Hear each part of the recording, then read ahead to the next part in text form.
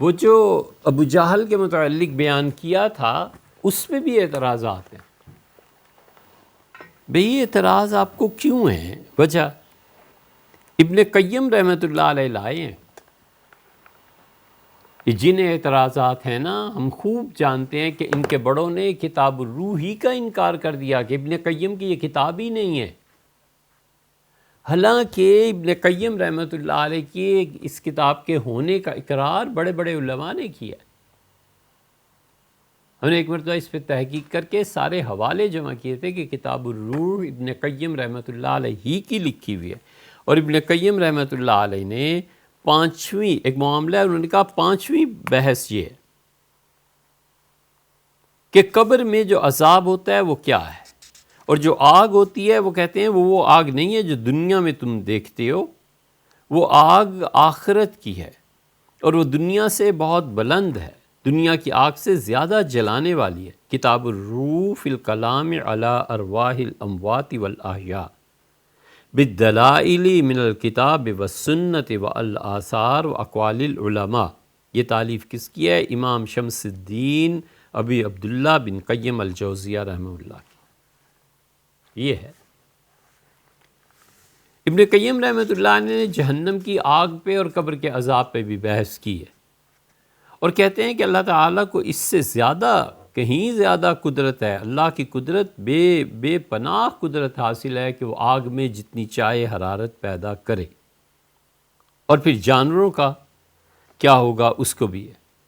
پھر وہ لائے ہیں حدیث، اور انہوں نے کہا کہ ایک صاحب تھے ابو عبداللہ، وہ اپنے گھر سے نکلے اور ایک باغ میں گئے، اور جب سورج ڈوبنے کے قریب ہوا تو وہ قبرستان سے گزر رہے تھے، اور ایک قبر کو انہوں نے دیکھا وہ اس طرح دہک رہی تھی جس طرح آگ اس میں لگی ہوئی اور جیسے کوئلے دہکتے ہیں.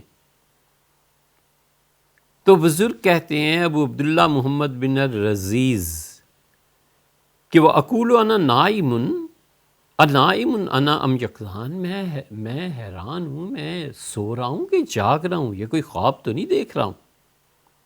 ثم التفت الی صور المدینہ، میں نے آنکھ اٹھا کر دیکھا کہ شہر کی چار دیواری ہے، قائم ہے، اور میں نے کہا اللہ کی قسم میں تو جاگ رہا ہوں.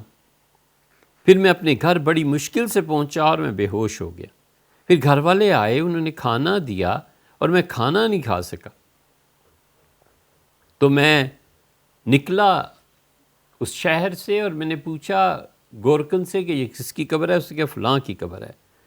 میں جب گیا تو معلوم ہوا کہ جس دن میں گیا تھا اسی شام کو میں نے قبر دیکھی تھی، اسی دن اس کا انتقال ہوا تھا. تو میں نے کہا یہ صاحب کیا کرتے تھے؟ انہوں نے کہا یہ ٹیکس لیتے تھے، لوگوں سے چنگی وصول کرتے تھے. اس لیے جو ٹیکس لیتے ہیں نا انکم ٹیکس آفیسرز، اور جو ظالموں کے اعلی کار ہیں، اور جو ظالموں کے لیے پیسے جمع کرتے ہیں، اور جو ظالموں کی عیاشیوں کے لیے رقوم مہیا کرتے ہیں، انہیں سوچ لینا چاہیے کہ کسی بھی شخص سے ظلم سے پیسہ وصول کرنا کہاں لے جاتا ہے.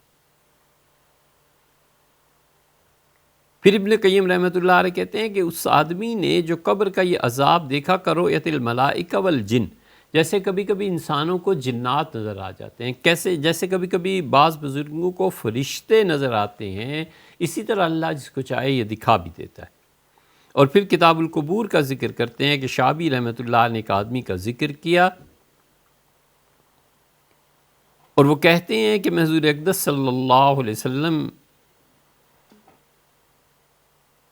جس بدر میں تشریف لائے تھے اس سے گزرا، اور میں نے دیکھا ایک آدمی وہاں اس کنویں سے نکلتا ہے، اور کوئی اور آدمی آیا اور اس نے لوہے کا گرز اس کے سر پر مارا یہاں تک کہ وہ غائب ہو گیا. پھر وہ آتا ہے، پھر وہ اسے مارتا ہے. تو میں حضور اقدس صلی اللہ علیہ وسلم کی خدمت میں پہنچا اور میں نے عرض کیا اللہ کے رسول یہ کون تھا؟ تو فرمایا ذالک ابو جہل ابن ہشام، یہ ابو جہل تھا، ہشام کا بیٹا، اور قیامت تک اس کا عذاب ہی ہوتا رہے گا. ہم نے جو حدیث آپ کو سنائی تھی وہ یہ ہے. سالم بن عبداللہ بن عمر، حضرت عمر رضی اللہ عنہ کے پوتے تھے سالم، ان کے والد تھے عبداللہ ابن عمر، اور ان کے والد سیدنا عمر رضی اللہ عنہ تھے امیر المومنین۔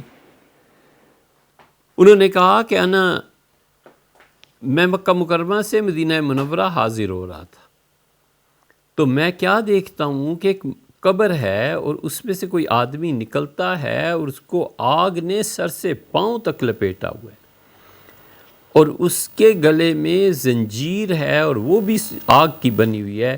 تو وہ کہتا ہے عبداللہ پانی دے دے، عبداللہ پانی دے دے۔ میں نے دیکھا اسے اور میں حیرت میں پڑ گیا کہ اسے میرا نام کیسے پتہ ہے اور یہ ہے کون؟ ایک اور اس کے پیچھے آیا جو اسے مار رہا تھا آگ ہونے کے باوجود، آگ لگنے کے۔ اس نے کہا بالکل عبداللہ اسے پانی نہیں دینا، اور اس نے اسے پکڑا اور اسے زمین میں دھنسا دیا اور خود بھی چلا گیا۔ یہ ساری روایات ابن کثیر رحمۃ اللہ علیہ لائے ہیں، اور اصل قصہ یہ ہے کہ جس انسان پر بھی اللہ تعالیٰ عذاب قبر اور عالم آخرت کو کھول دیتا ہے، وہ ان چیزوں کو بہت آسانی سے دیکھتا ہے۔